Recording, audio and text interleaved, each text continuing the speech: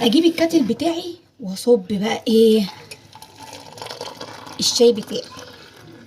كل الناس بتحب الشاي ومحدش بيختلف على الشاي، لان الشاي ده يعني حاجة مصرية صميمة جدا جدا جدا. طبعا بقى انا النهاردة هعمل مشروب لكل الناس اللي بتحب الشاي.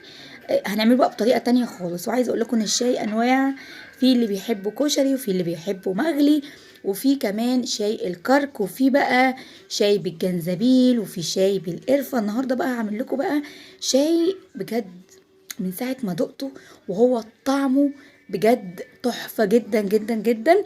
تعالوا نشوف الشاي اللي انا هعمله، يلا بينا. ايه رأيكم في شكلي؟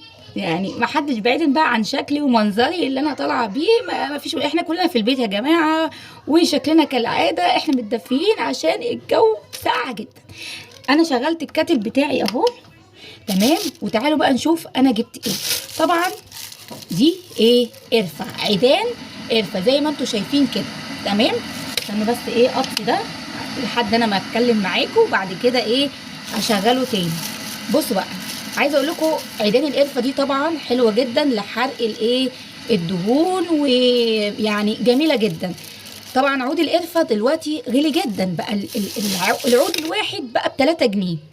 فاحنا طبعا بقى ايه يعني، بصوا الحبه دول ب10 جنيه تمام. يعني ده العود اللي النص ده هو كان عود بس انا كسرته عشان انا عملت بيه الشاي.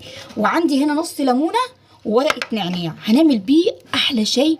طعم ما اقولكوش والله العظيم في حته تانية هتستطعميه. اول حاجه هنعمل ايه؟ هنشغل الكتل.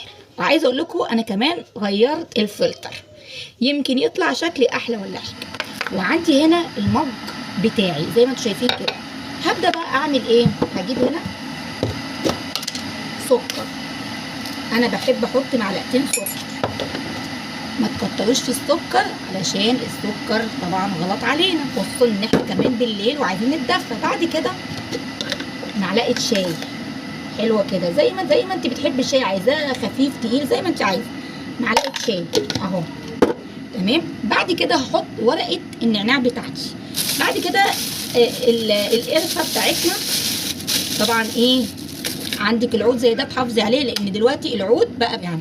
هجيب حته بقى، بصوا كده اهي بصوا اتكسرت كذا حته. طب انا هحط الحتتين دول عشان انا بحب القرفه كتير، يعني ما جاتش على الحته دي كمان. بصوا اهو، وهشيل الباقي.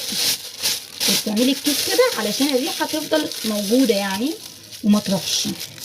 بعد كده هبدا بقى ايه، اجيب الكاتل بتاعي واصب بقى ايه الشاي بتاعي. يبقى مكوناتنا ايه؟ نص عود قرفه، ورقه نعناع، وعندي نص ليمونه. وتحطي الشاي بتاعك والسكر بتاعك مفيش مشكله. طبعا نص الليمونه ده مش هينفع احطه والميه بتاعتي سخنه، هستنى بقى لما الشاي يبرد شويه وهبدا احط نص الليمونه هعصرها كلها، علشان طبعا احنا عارفين ان ايه الليمون فيه فيتامين سي علشان ما يفقدش الايه القيمه الغذائيه. كله بقى يرجع لنا بقى. وادي ايه، لا دي خليها بقى في الاخر. وادي الشاي اللي احنا عملناه. لو عجبك الايه الشاي قومي اعمليه دلوقتي وتدفي. يلا سلام.